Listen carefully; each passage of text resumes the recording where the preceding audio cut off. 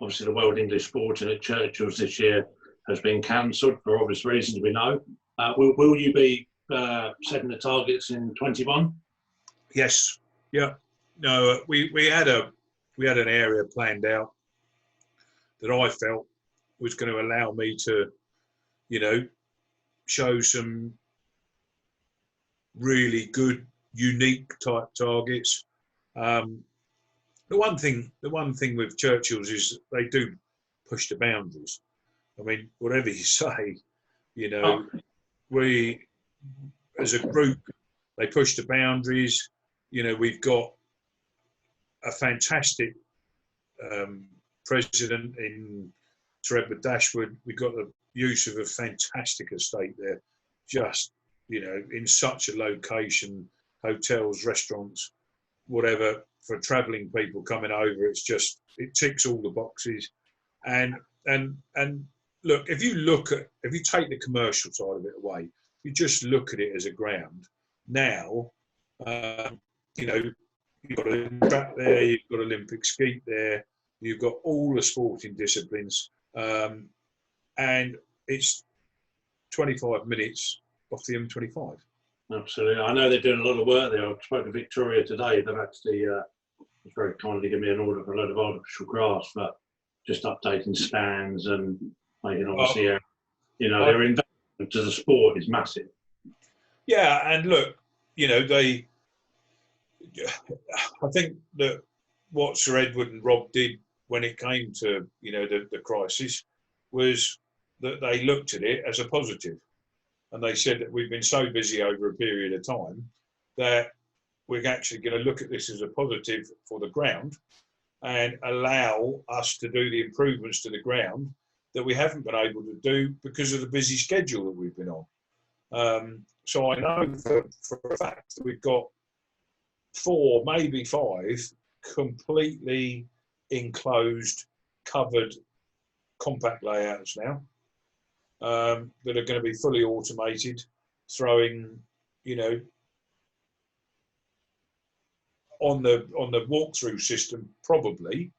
At least that's my aim. A variety of targets that are going to be, absolutely fantastic in certainly slightly new areas. They've done a huge amount of ground improvements. Hopefully they've put 1 or 2 new stands in certain places that we all agreed. The maintenance of the ground has carried on. None of the ground staff have been furloughed. They've all carried on working right through the crisis. And it's testament to shooting that they took that decision to pay the guys to carry on working, obviously keeping social distancing, but just so that when we come out the other side, people can see the fruits of what they've done. And I think that's, those sort of things within shooting are fantastic. Obviously, the amount of their charity shoots that they would have had to cancel would be very interesting to quantify the money lost, obviously, because of the current scenario. What money would have been raised to have gone back in? I mean, they don't just hold charity shoots at Churchill. They're all around the country at different estates, and they've just invested in a new ground or into an old ground and brought it on up north. Is that correct? Yeah, Swinton. Yeah, and yet again that the money that's been poured into that. I mean, it was a lovely little ground anyway, and they've taken on the lease on it, and when you see it, it is just an exceptional piece of ground. We had a bit of a disaster there before Corona set in the fact of they did a huge amount of work, putting in new roads, clearing ground, landscaping, everything else. And then at the sort of, I suppose, middle to the end of February, when that last big section of rain came through, and the north of England had about 4 or 5 inches in less than 48 hours, there was a massive landslide there, and it wiped the clubhouse out.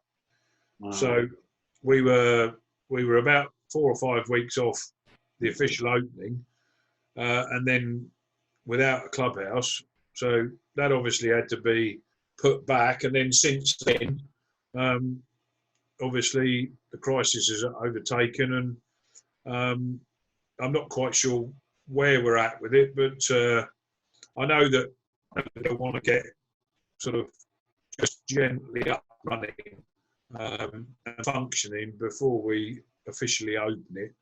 But it will be a great facility for up north. So being up north, obviously, with your involvement with Churchill's as a brand ambassador there, hopefully you'll be moving up north then. Yeah, absolutely. So you're absolutely, but I'll still be back here on a Sunday. No. I'll help you move. I'll get my guys and we can move you. Well, perhaps you ought to move up north. No? Perhaps you ought to move up north. You're always at carpet shows in Harrogate. Best place for you.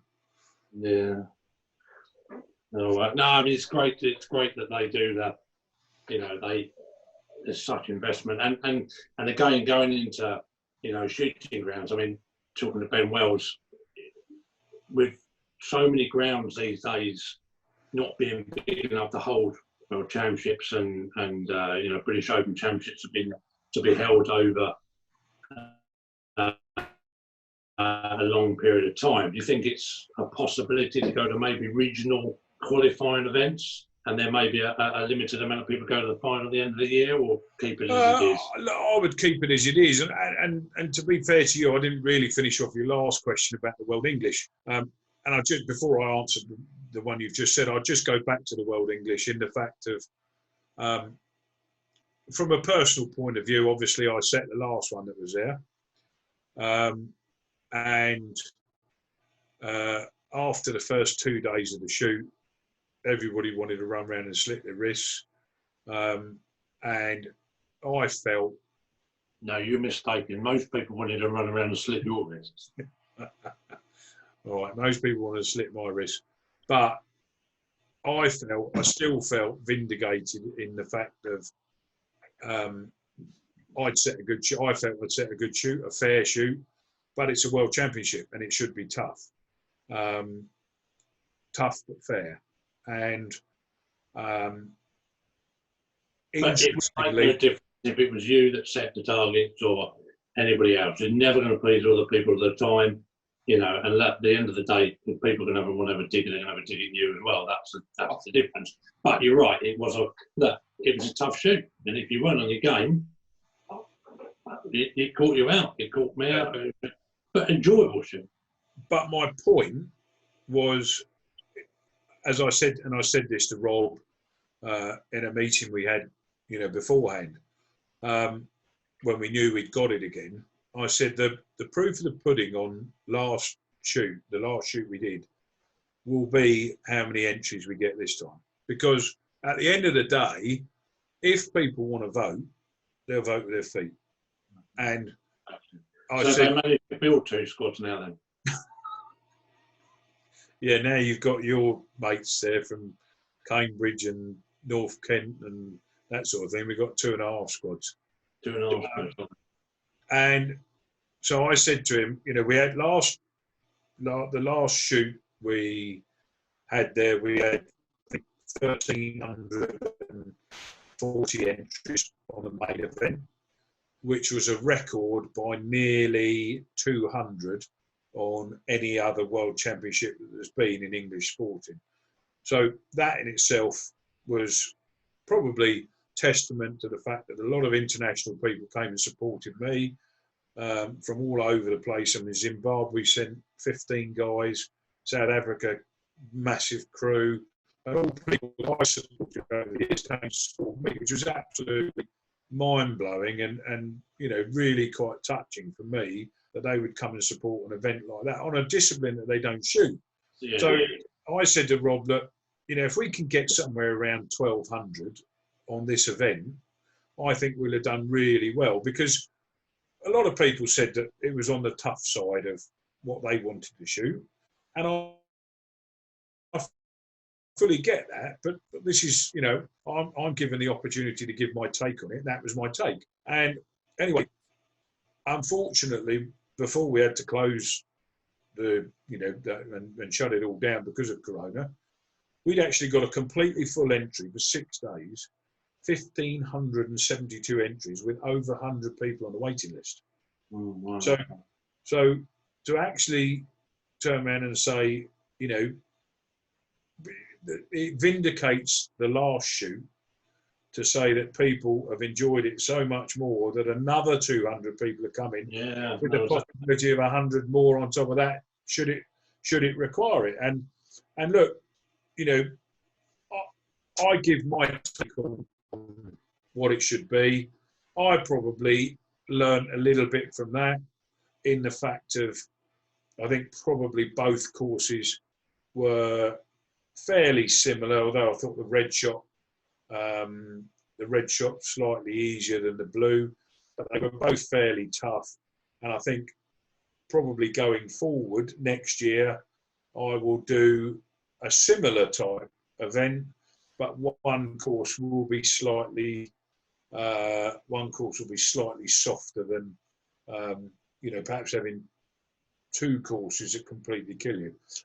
You know, having shot Richard's course last year in Ireland, I thought that he got that absolutely bang on. Brilliant shoot, an amazing shoot. I thought that's probably the best shoot I've shot for several years anywhere, you know, anywhere that you'd want to shoot in an English sporting format. And I thought he got the whole thing bang on, from stands right through to the scenery to everything you could have asked for. And we will answer Ben's question, but I mean, again, we can't forget that, I mean, I know you are sponsored by Promatic as well, but you can't forget these people that without them, we don't have clay shoots, do we? I mean, you know, their sponsorship, I mean, how much does that cost to send? I mean, they're not just giving a couple of few traps there. I mean, they are sending to an event hundreds of traps with the infrastructure and mechanics. I mean, you know, I don't know that, as I say, I mean, you're a brand ambassador for Promatic and CCI, but you know, how important, I mean, you know, I don't think we could operate without that sort of support, could we? No way that we could, as an industry, we could do it. Not a hope in hell. But, you know, someone's saying it cuts ways. If they didn't get a product out in front of someone and they didn't sell it, they wouldn't do it. It's just like you with your carpet, me with my game shooting, etc., etc. You've got to get your product out in front of people. They get their product out there, but they do it in a way, I just think that they go that extra mile. Both companies go that extra mile, and they're not looking for a quick buck. They're not looking to do the cheapest price on. I mean, we were at a shoot the other day, and there was a slight issue with a few clays, and you know, I like to think that we got on top of that, tried to sort it there and then at the shoot, and that's the whole part of it. We don't want to sit back and say that's what it is. You know, get on with it and deal with it. This is us. We want a quality product. We give a quality product. We produce a quality product, and we want you to have a quality product. And they go that extra mile. You even to the point where you know, you look at the technicians that work for Promatic, and most of the technicians that I know that work for them worldwide, whether it be in America or last year in Denmark, some fantastic guys over there in Denmark work for Promatic. Really good. But did you sneak off to Denmark last year? I'm sorry. Everybody's getting a picture painted of the sneaky things you do now. But you know, you look at Monty working for Brightman. Now Monty, wherever he goes worldwide, is held in such high regard because of his work ethic and the product that he produces, and the fact that he will go, you know, 140% when he only needs to do 80, and such to the point that he's held in such high regard that people almost class him as part of the family. He comes out with us at all the events there and everything else, and that's where CCI, Pragmatic, all of those people that I represent want to be, because they're at the forefront of the shooting industry. Yes, there's a lot of companies out there, but there's a lot of companies out there that are in it for a fast buck, don't do the extra mile. Yeah. So going back to Ben's question, was, obviously grounds are getting smaller. We have the problem with, noise complaints. We can't have as big a shooting grounds. And obviously moving the British Open around, it's only a handful of big shooting grounds that could cope with it. So his question was, could we, or, have it regional qualifiers and then maybe, the top 100 or something like that go to a final at the end of the year? Would that then possibly lose the atmosphere, or? I'm a big believer in all these events. It should be first past the post. Okay. I think that I've been fortunate enough to win. If you take the British as an example, I've been fortunate enough to win the British, where it's one day you shoot your score on one day, and it's first past the post. And I've also won it in qualifying and then won the final. So I like to think that allows me the opportunity to voice my opinion, in a constructive way, rather than somebody turning around and saying, "Oh, he's just spouting off again," when they've never actually achieved, anything within that sphere. And for me, I think one of the reasons the British Open lacks atmosphere now is the fact that on the finals day, they have, I don't know how many people it is, and I appreciate that the club shooters need that opportunity to go out and have a finals day and everything else. But what it detracts from is, it detracts from during the week, everybody saying, "Oh, today's going to be the day that the score's shot. Look at the conditions, perfect. So-and-so shooting today, so-and-so shooting today, so-and-so shooting today. What have they shot? What have they shot? The buzzies, who's leading, who's at the moment." Doesn't matter whether you shoot Tuesday, Wednesday, Thursday, Friday or Saturday, because you've only got to beat the people there on that day. And then you go back on the Sunday. Whereas, fast forward that now to the Essex Masters, and the Essex Masters, in my view, now carries more credibility than perhaps the British and the English, purely and simply because of the atmosphere created at that event, because it's a one-off event. I think it's 2,000 odd entries, isn't it? There's your question. There's your answer. 2,200 entries last year, or whatever it was. You wouldn't get 2,200 entries at those events, but people want to be part of it. That you see them, they all sit up on that grass bank. They're looking at so-and-so. Oh, he shot 95 on his first one, 96, and he said, "We watch him shoot the first three stands in the next course." Yeah. Oh, it's a great event. It just creates an atmosphere. Whereas if you've got it first past the post, it creates it. And if you've got it, you've got to go back for a final or a top six shoot-off. I mean, let's be fair. The top six shoot-off was designed with television in mind.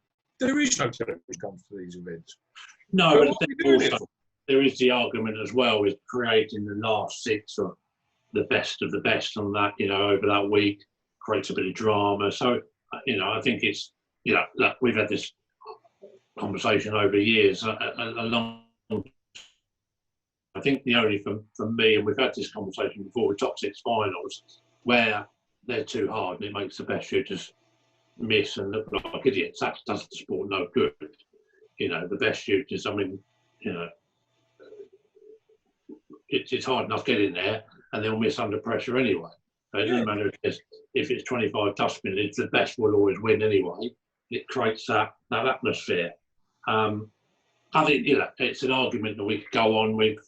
I don't think it's settled it. You're for, I might be not for, and everything else. And, I think perhaps maybe the English should go back first past the post, and the British stay as a final and get the best of both worlds. Exactly what I said last year. I said, you've got two events there. They're flagship events for the CPSA. They're massive money earners in the year that they haven't got the English. I said, why don't you trial it that one goes first past the post and one goes a final stage. Absolutely. The other thing is that the prize money and sponsorship side of that event is when I won both the English and the British in '89 in the same year, and what I won for winning those both those shoots was just an incredible prize. You know, something like 10,000 cartridges, 2 guns, I think 2.5 grand, and you know, champagne, and you'd love the flowers, obviously, and those sort of things. And then I look at what you win for winning it now. If on that Sunday you put 300 guns through there, and instead of giving the finalists a free shoot free of charge, you put those 300 guns through there, and you paid the money that instead of putting those 300 guns into a normal shoot instructor, the money that they've paid would put, I don't know, 15, 18 grand into the prize pot that could be split completely through the disciplines. And it would just give people a little bit more of an incentive. You know, prize money seems, not that it's a lot of people don't do it for the prize money, but certainly people that have got to a certain standard and have the opportunity of winning now don't want to go to an event and have to win it just to cover their costs. I suppose now you're a veteran, you'd be drawing your pension soon, wouldn't you? Absolutely. You're not far behind. The only reason I've gone grey is because shooting with 25 years with you. So going back to that, going to another question, it's a good one. So we've been talking about finals. So past or present, who would you like to see in a top 6 final if you could watch one? So if you weren't in that top 6 final, past or present, what shooters would you like to watch? Past, present. And what sort of final? Clay pigeon shooting. Fully appreciate that. I didn't expect it to be the cup final, you muppet. I'm thinking it doesn't really say, but let's say it's the World English Sporting, and if you World English Sporting final, and you could sit in that stage and watch that, watch the 6 of the best from past or present, who would they be? Right. Well, I think that everybody has to have a role model. And when I was growing up in shooting, the guy that hit the front running and really, really put his name on shooting and branding as such was AJ. AJ Smith. And he was a great friend of mine, and a fierce competitor and a very, very natural shot. And I would have to say that he would be number 1 on the list. Also from that era, somebody that I've had huge respect for a long, long period of time, purely of his achievements.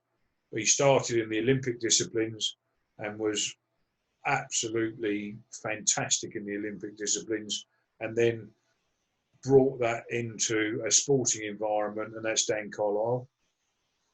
Dan Carlisle, from America, yeah. Yeah, Dan Carlisle. He, to me, just a fantastic all-round shooting person, very knowledgeable, and a great shot, and very, very knowledgeable with the technical side of our sport. So that's 2. You'd have to have Richard in there, purely and simply because of how how he's dominated the sport and how what he's achieved in the sport right throughout, and would be on his day virtually an unbeatable competitor. There's no question of that. So that's 3. What have we got? 6.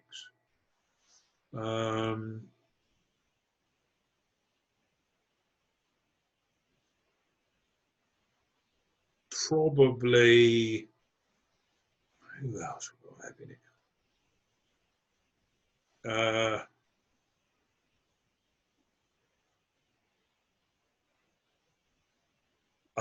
I think probably now you'd have to look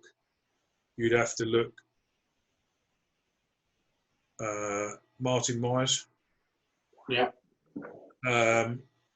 Martin's just, I mean, I know we had a little crap earlier on, but it's mind-boggling the amount of work, time and effort that he has to put into shooting, just based from where he is and what he does week in, week out. I mean, love him or hate him, you wouldn't want a 2-hour journey every weekend. No. Just and he's a nice guy. And he's a nice guy with it. And, absolutely, couldn't agree more. Right, so that's 4. Very good shot. 2 more. I think you probably want to put any European people in there. Well, if I was going to put anybody in there, it would probably be Andras. Okay. So I over the last 15 years or so, probably before that, because he was a junior, probably 20 years, Andras has been there or thereabouts, either winning junior titles or outright world titles. I would say he's as fierce a competitor as me. He's a nice guy, absolutely lives for it. And, a very, very hard competitor. We've just had a good battle out in Zimbabwe. And, he would be nowadays, I would suggest that he would be one of the world leaders in shooting, certainly in European shooting, and fit as how he'd fare quite so much in the double side of it. I'm not so sure. And then going back an era, there was one other person that for me I really used to love watching, and back in the day, no, he didn't cant the gun or twist his neck round up and down and turn sideways and do everything else. And that, when we started, in fact, I'm a bit ahead of you, but the hotbed of all shooting was Suffolk. And there was a guy in Suffolk who used to win really regularly British championships and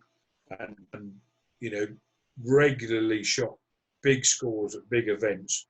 And that was a guy called Jeremy Wellham. Yeah. And he's a lovely, lovely bloke with it. But just as a technique, incredibly natural, really, really nice to watch. So that would probably be my 6.